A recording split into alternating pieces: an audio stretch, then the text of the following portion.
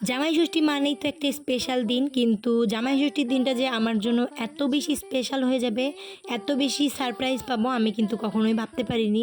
আর জামাই ষষ্ঠীর সারাটা দিন কী কী করলাম, কিভাবে কাটালাম, সবটাই কিন্তু আমি এই ভিডিওতে শেয়ার করব। দেখতে হলে পুরো ভিডিওটা দেখুন।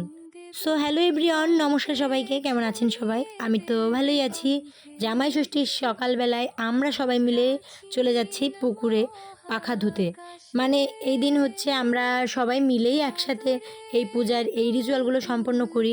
যেমন আমরা, ঠাকুমারা, এরপর হচ্ছে পাশের বাড়ির বৌদি, সবাই মিলেই এটা সম্পন্ন করি। আমাদের বাড়ির কোনো জামাইয়েরই কিন্তু আসার কথা ছিল না জামাই ষষ্ঠীর দিনে। যাই হোক, কি আর করার, এটা যেহেতু একটা নিয়ম, আর পূজাও যেহেতু ষষ্ঠী পূজা, এজন্য কেউ না আসলেও তো আমাদের পালন করতেই হবে। রীতিমতো আমরা চলে এসেছি পুকুরে। এই পাখাগুলো ধোয়া হবে, সাথে ছিল খেজুর। খেজুরটা আসলে দেখা যাচ্ছে না, বাট ছোট একটা খেজুর ছিল তো এই জন্য দেখা যাচ্ছে না। বট, পাকড়, পাখা এগুলো নিয়ে এই যে পুকুর থেকে ওই পাখাটা ভিজাচ্ছে, আর ওই জলটা হচ্ছে মানে পাত্রের মধ্যে রাখতেছে। এই জল দিয়ে হচ্ছে ছোট বড় বাড়িতে যারা সবাই থাকে তাদেরকে সাটির জল দেওয়া হয়।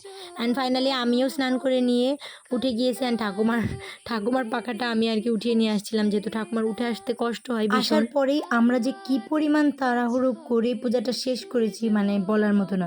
মণিকাকা যজমান বাড়ি অনেকগুলা পূজা ছিল, মানে জামাই ষষ্ঠী মানেই তো প্রতি ঘরে ঘরেই জামাই বরণ, জামাই আদর এগুলো তো হবে, এর জন্য তাড়াতাড়ি করে পূজাটা সম্পন্ন করতে হবে।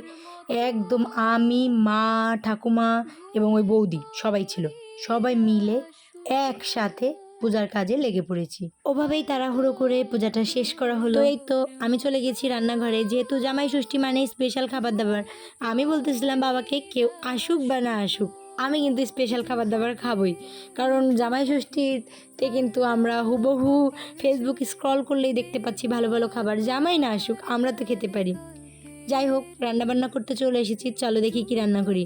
মাছের মাথা দিয়ে মুড়ি ঘন্ট রান্না করলাম। এটা না আমি না ফার্স্ট টাইম করলাম, এটা আমি আগে কখনোই রান্না করি নাই।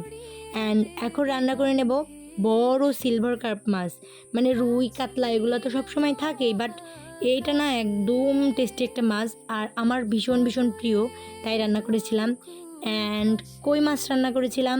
কই মাছ ভুনা খেতে আমি না ভীষণ ভীষণ পছন্দ করি।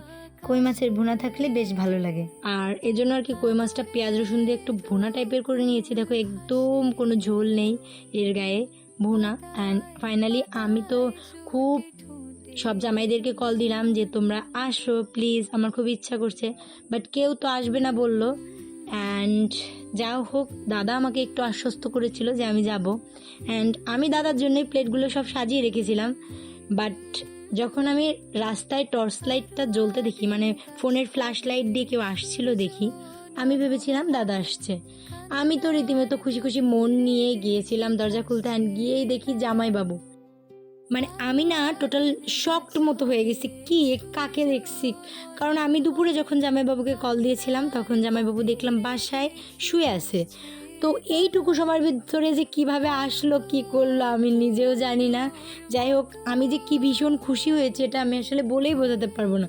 নিজেকে একদম অন্যরকম ফিল হচ্ছিল। অ্যান্ড ফাইনালি আর একটা প্লেট সাজিয়ে দুজনকে সুন্দর মতো খেতে দিলাম। আর আজকের আইটেমে আমার ছিল হচ্ছে পাবদা মাছের সরিষা পাতুরি, মুরগির মাংস, মাছের মাথা দিয়ে মুড়ি ঘন্ট, কই মাছ, সাথে ছিল সিলভার কার্প মাছ, আর মিষ্টি ফ্রুটস এগুলো তো ছিলই। একটুখানি পায়েস রান্না করেছিলাম।